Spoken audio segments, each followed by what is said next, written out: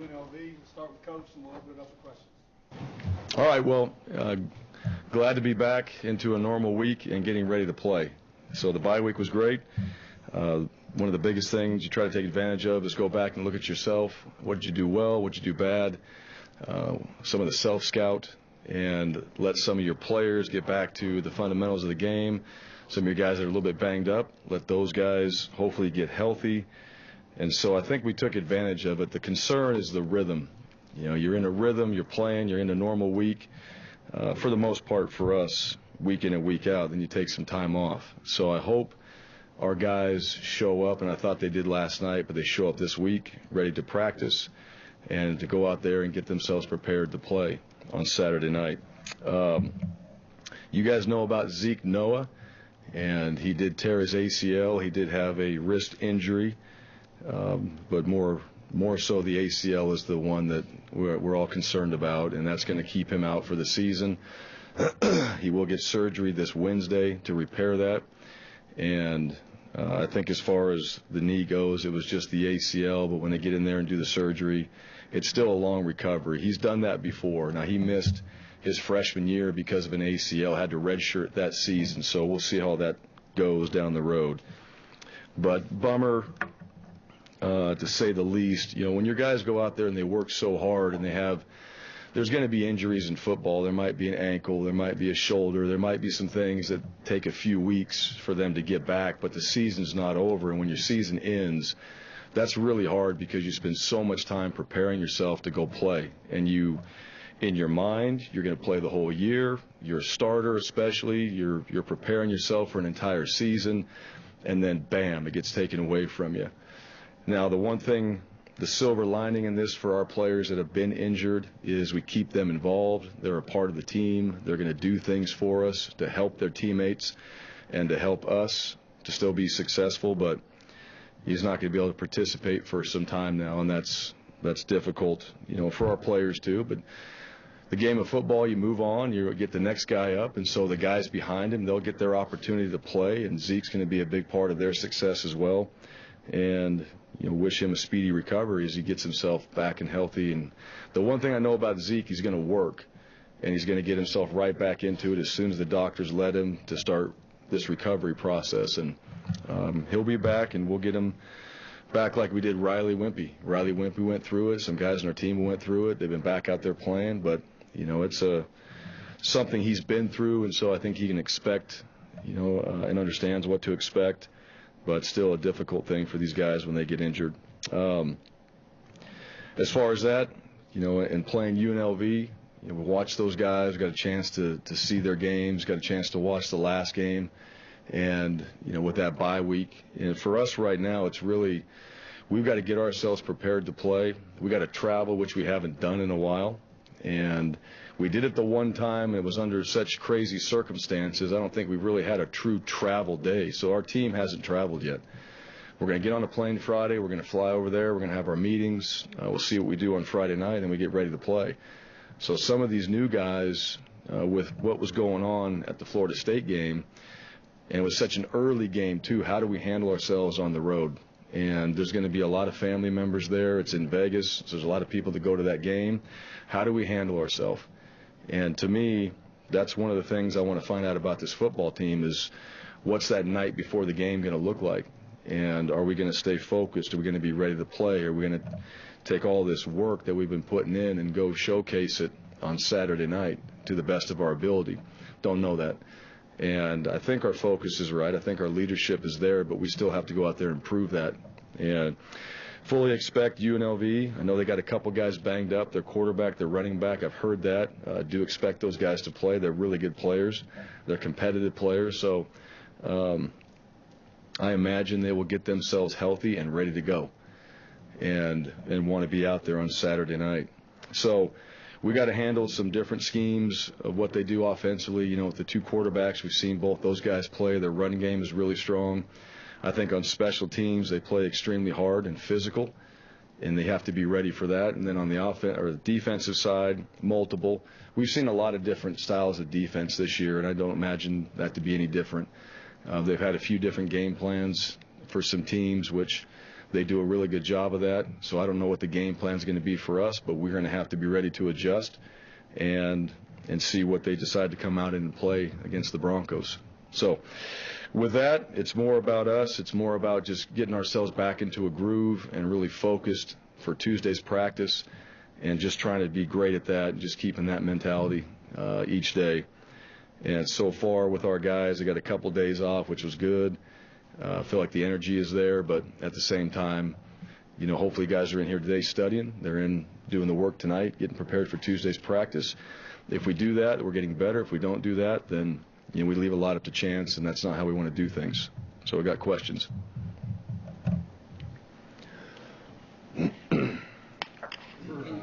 Go ahead, Chad. For guys like Hank and George and probably even some of the redshirt freshmen, but guys who haven't done this before, the first 4 weeks kind of a whirlwind, what was the message to them for the bye week in terms of what they could take from those first few weeks and how they could improve from that?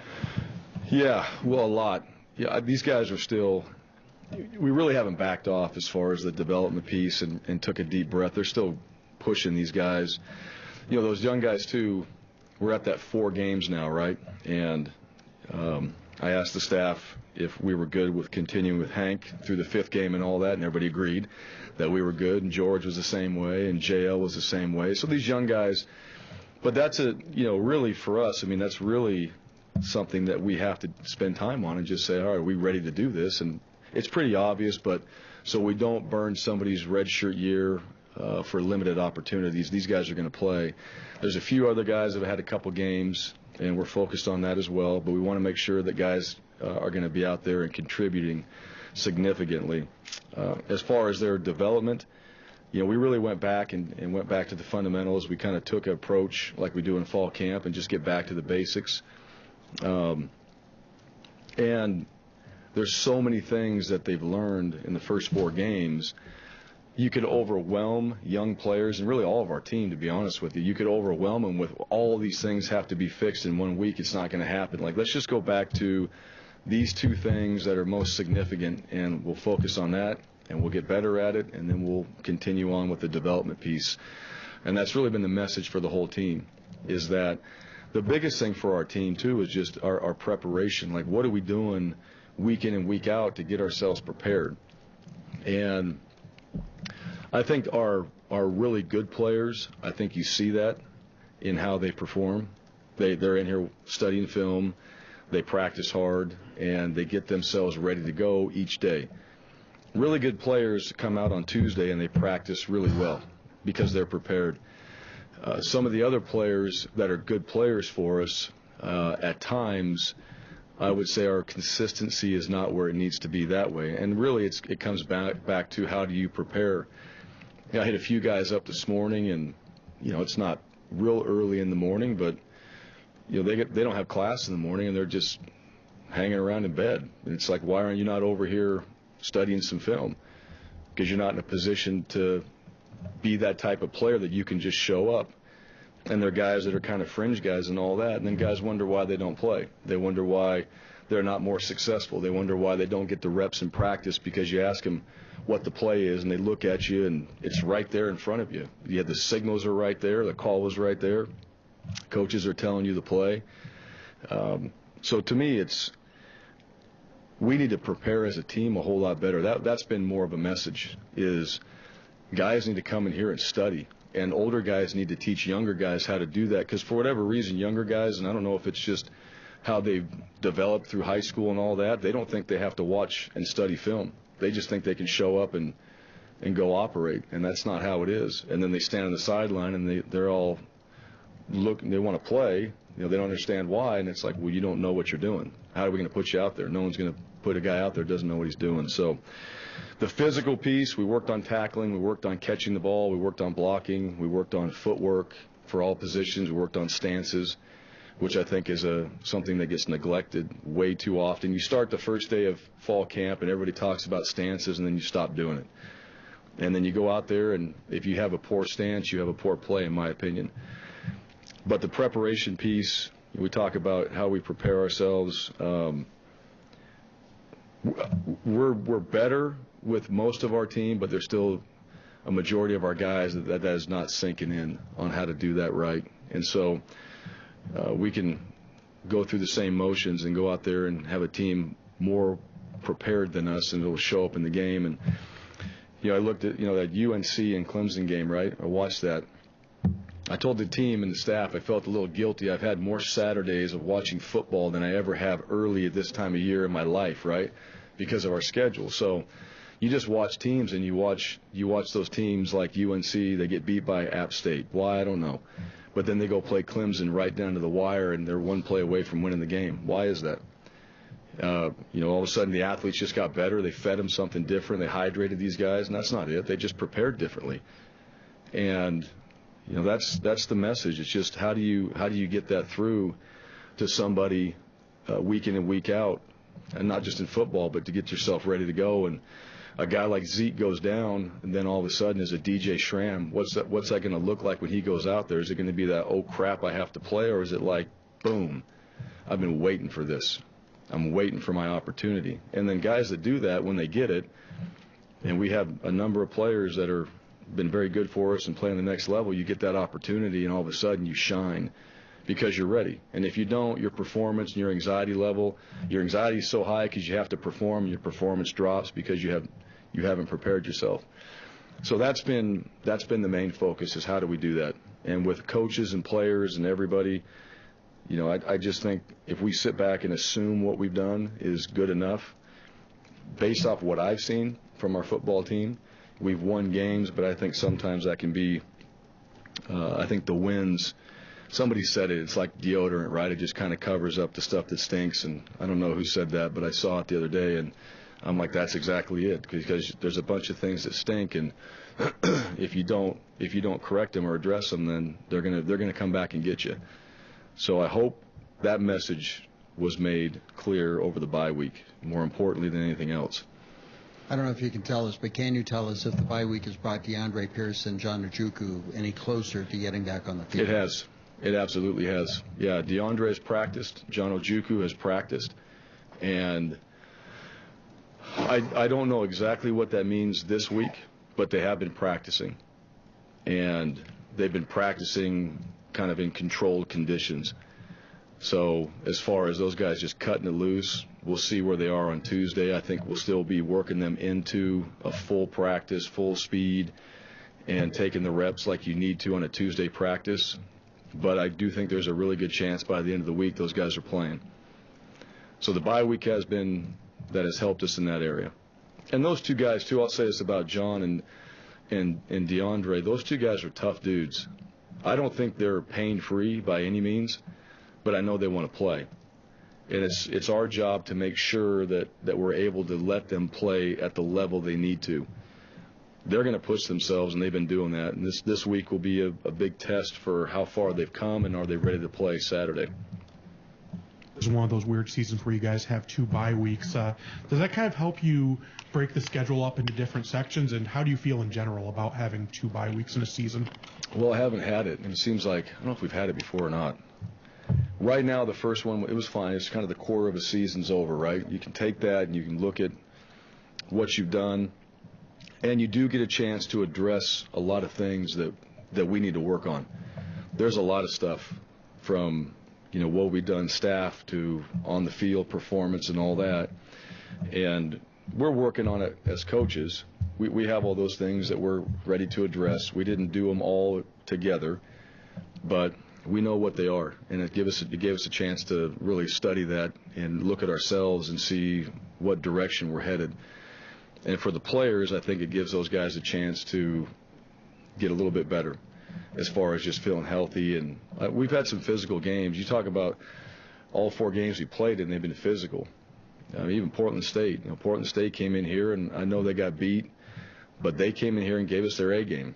We get their A game. Every team we play, we get their A game, and fully expect that. So that's a physical challenge every single week. So if some of these guys, like we talked about, got a little bit more time to get healthy, and I think some of the habits that we've been building, good and bad, we've focused on those, and we're emphasizing the good and trying to eliminate the bad and get back on track of where we need to be as far as getting ourselves ready to play.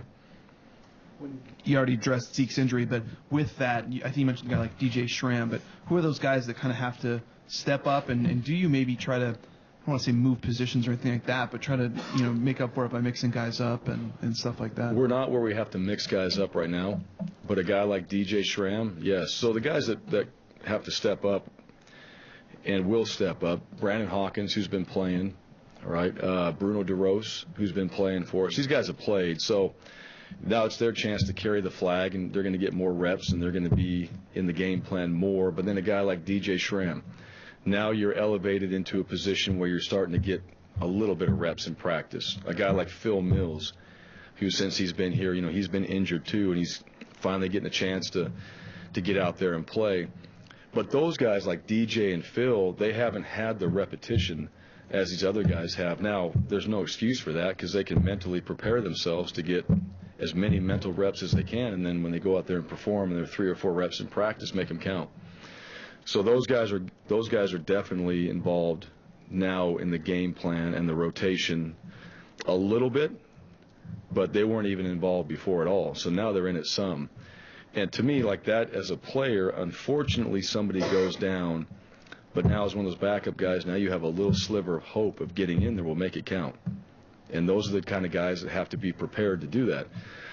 But as far as Brandon, Bruno, Benton, those guys that have been playing for us, Riley, those guys need to keep improving as well. It's 4 games, right? It's not a season. It's 4 games. There's a ton of football left. You look at our schedule. We got a board up in the staff room, and you really start to look at it. There's a ton of ball. And every game, bang, just like that, something can happen. And you just have to be ready. And those guys that have been in those backup roles, it's just a matter of time. So we did spend a decent amount of time in the bye week with those guys that haven't played much, getting them more reps and trying to develop that depth. Everybody talks about quality depth. Well, if you don't develop it, if you don't let them play, you're not going to play them in the game because they're not ready, or you have other guys in front of them, or they're not the best players to be out there at that time, and you got to win the game. But when you have a chance to practice them, you try to develop those guys. And I thought the majority of our guys took advantage of it. I thought a few guys just kind of went through the motions, and that's not what we wanted. So we're trying to address that and get better in those areas because we're going to need them. So hopefully they've paid attention to that. But those other linebackers, they got to be ready to go. That position already had some depth issues, and we got what we got right now. I mean, those guys are going to have to play, and we got to do a good job with them. And the guys behind them, it's not like they can play every rep either. There's got to be guys to spell them. So when they come in, if it's DJ, Phil, or whoever those guys are behind, they got to be ready. Nick Provenzano, Nick has played for us, and Nick plays on special teams, and he's a guy that nobody talks about. But Nick Provenzano knows what he's doing, and he knows what to do when he's on the field, how to line up, how to get the calls, how to communicate. So, he's a guy that nobody's talking about right now, but he'll be on the field playing for us, and he'll play well, and he'll do his job, and we'll be better for it. Pete, seems like in the last 5 or 6 years there's been so much that's changed in college athletics. You've had cost of attendance come in, and then transfers now have been very big. Today the governor of California signed the NIL law for the state of California, which goes totally against what the NCAA has right now. Where do you think this thing's headed? Yeah, you kind of mentioned that before we came up here. I knew that question would come up. Be honest with you, right now, I really don't care. And because I don't know what's going to happen. I think it's one of those, the law, rules, whatever. We're talking about so much time before this thing ever becomes a reality. And I really haven't put a whole lot of thought into it. I've seen it. I've gotten emails today, about what's going on, and it's like, we're just trying to get ready for UNLV. What does that mean? What's that going to look like? I don't know. I think sometimes the model that we have, it's not perfect, but if you're always trying to change it, we should just get good at what we're doing right now. I think that. And sometimes the way things happen so quickly now, and people wanting to make these radical changes, I don't know the effects of it. When I put some more time into it, we'll figure it out. There's obviously going to be a disadvantage or an advantage one way or another if everything goes as planned. And I just don't know if we understand what that means right now. And I don't even know for the players. you're trying to give these guys an experience. You're trying to teach them how to grow through a game. We're talking football in particular, or whatever sport, or college itself. You're trying to teach them how to develop, so when they leave, they can be successful in whatever they do. It takes a lot of work to do that in 4 or 5 years, and now you start adding all this other stuff into it. I don't know what that means. I don't know what that means right now. You mentioned before the bye that you had some work to do on special teams. Wondering what you guys did there during the bye week, and also obviously the biggest weakness there has probably been punting, and what you do to try to correct that. Well, and I directly work with the punt team, so very frustrated. And when I look at those numbers, and I think we're doing well as far as the people that are on the punt team and the way that we actually protect and some of those things right now. But, yeah, it comes down to we have to punt the ball better. Our specialists need to perform better. And they're capable of doing it. We see it in practice, but it's got to happen in the games. And, the practice performance right now is not game reality. Now, we are doing that in practice, too. We're doing things in practice that aren't very good, and it shows up in the game. So how do we address that? We've worked on it. We just consistently holding the standard to this is what it needs to be, this is where it needs to be kicked, and when it's not, we're just going to keep doing it. And we're going to keep doing it until we get it right. And right now we haven't gotten it right. We had the one kickoff return. We have had nothing on punt return. I think the punters now, with Avery back there, I think the punters have been very careful about not giving him a chance. We've not done a very good job of getting any pressure on the punters. We kind of had one maybe close one against Portland State. And our punt team, very inconsistent as far as our specialist position right now. And that's hard because, those guys, it's a hard job. It's not like a quarterback you can kind of get into a rhythm. You can hand the ball off, throw an easy little quick screen or whatever to get going, and punters and kickers got to go out there and perform. Now, Eric Sachs has done well. He's been consistent. And Joel, I know Joel is extremely talented. Joel has got a great leg. He's very powerful, and I know what he's capable of doing. We just have to be consistent there. Now, that includes snaps. That includes the whole nine that way. So I wouldn't say there's anything radical that we've changed in all that. I will say this as far as coaches and what we do when we sit in these meetings, we talk about all in. I don't think we've been all in. And that's something that we've addressed with the players, too. Like, you're going to be all in. Now, every one of our starters is on a special teams. And sometimes you see how they want to just get their one rep and then get off of it. That's not how it's going to go. That's not how it's going to be. So, hey, get my one rep in there and then get my backup in there. That's not how it goes. We'll decide that. And so that's a little bit of what we address, too. And that type of stuff, that bothers me. Like, you're in or you're not. You don't want to play on teams, and don't start on O&D.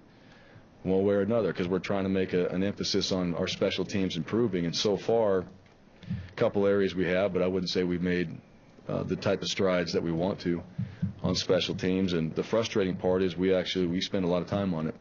So we've changed a few things up drill-wise. We've changed up the pattern of how we teach on the field. We've changed up whether we're going to do more full scheme rather than just individual type work. Because to me, I'll tell you right now, I don't feel like I got the answer on it whatsoever because we're not performing where we need to be performing. So I'm looking at other teams that do it better than us. I'm watching other teams that are really good on special teams and trying to figure out back through our notes things that we've done well, why we did it well, and getting back to that. And I thought we did some of that during the bye week. I think it showed up, and I think it showed up in practice. And I hope that translates onto the field when we go out there and play against UNLV, that our special teams units are much better. And we are winning the field position battle because we barely won it in a couple games. We lost it in one of them. And I believe in that one stat. I believe that stat changes, especially when you're playing against an Air Force team and you don't really win the field position battle and you're giving a team that can run the ball like that an opportunity for better field position. When we finally got it, our offense – it's a whole lot better when we have shorter fields to work with to try to score because we're challenged in the red zone anyway. So let's just try to make sure we got enough juice to get us down in the red zone and score points. We don't need a longer field if our special teams can help us there. Speaking of stats, I don't know if this is one that you're even cognizant of, but your teams, since you've been here, have been really good in October. Is there anything to that? I mean, I knew it's when conference ramps up and all that stuff. But your teams, since you've been here in October, have been really good. Yeah, I don't know. I don't know that stat. I would say I hope we are. I hope we're getting better. That would say that we're getting better, right, as the season goes on, which you want those fast starts, which you want a fast start in the game all the time, which we're not. That's one area right there. We're not doing that. And that's something that we've talked about in the dress, too. It needs to show up. We can talk about all we want. It's got to show up. But as far as the season goes, you hope, yes, you get into, those 4, 5, 6 games, right, into it. Hopefully you're getting better and you're improving. I don't know what. I mean, I think that's just part of the process, right? You think that's how it should go. I don't think I have one specific answer for you on why, but that's not a bad thing. John Bates. John Bates, what have you been most pleased with his performance so far this season? Consistent. Yeah, that guy is consistent. You look at that dude, that guy's a dude. He's big, he's strong, he's been playing powerful. His stance, his run game technique, he's improved on. Like John's one of those guys that has done so much work to be the type of player that he is right now. And like when he scored that touchdown, and you see that big old dude running down the field, and the ball gets laid up, and he makes that catch and gets a chance to get in the end zone and get score for us and make a play like that, because he's been working at it. And that's probably the biggest thing to me. He just comes out every day. He works at it. He puts a lot of time in the weight room, puts a lot of time in the film room, and he practices extremely hard. So he's one of the guys that his practice performance shows up in the games.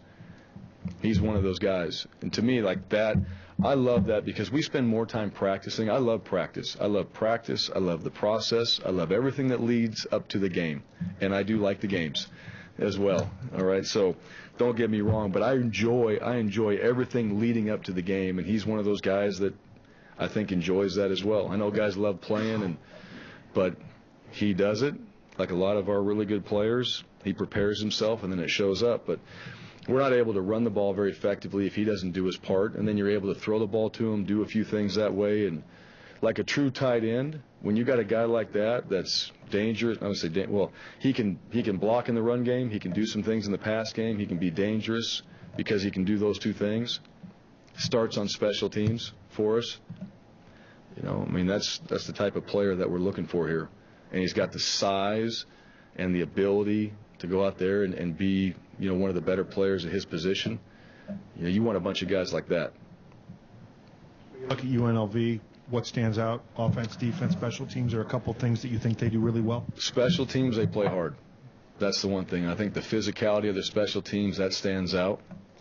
The defense, as far as just they've done a few different things to different teams. So their game plan, they're very multiple, and their coaches are able to get them to do that week in and week out. That's the difficult part. What are we going to see this week? You can watch all the film that's been provided. And what do you think we're going to get? I don't know. We're still working on that through today. And especially after, you just got the Wyoming game, so we still got to go through that and see how that fits with the previous games. Offensively, the quarterback's explosive. He's dangerous in his ability to run. The tailback, I think, is one of the best we'll see all season long. I do think that guy can roll. I know he got banged up in the last game, but he's a really good football player. He's tough. He runs hard. And the quarterback can do some things now. He's a big, tall guy that, it's not just a guy you can go in there and just probably get one guy on him and tackle him. And he's elusive as well. And I think he's throwing the ball. I haven't watched as much of their offense. I just got a chance to see a little bit of the last game on TV. But as far as his game and, that guy's out there moving around, he's a guy that if you don't play him, he's going to get yards. If you play him, he's going to throw it down the field. And you got to be able to do both. So you got to have a balance with your linebackers and your coverage guys of being able to play a guy like that defensively. Those are the things I've seen. And, I think from playing UNLV in the past, I know they've always got good team speed. And I know Coach Sanchez does a good job getting his guys ready to play. They're going to be at home. We have to travel there. So the advantage, they've got that home field advantage there. So we have to make that up through our prep and be ready for that.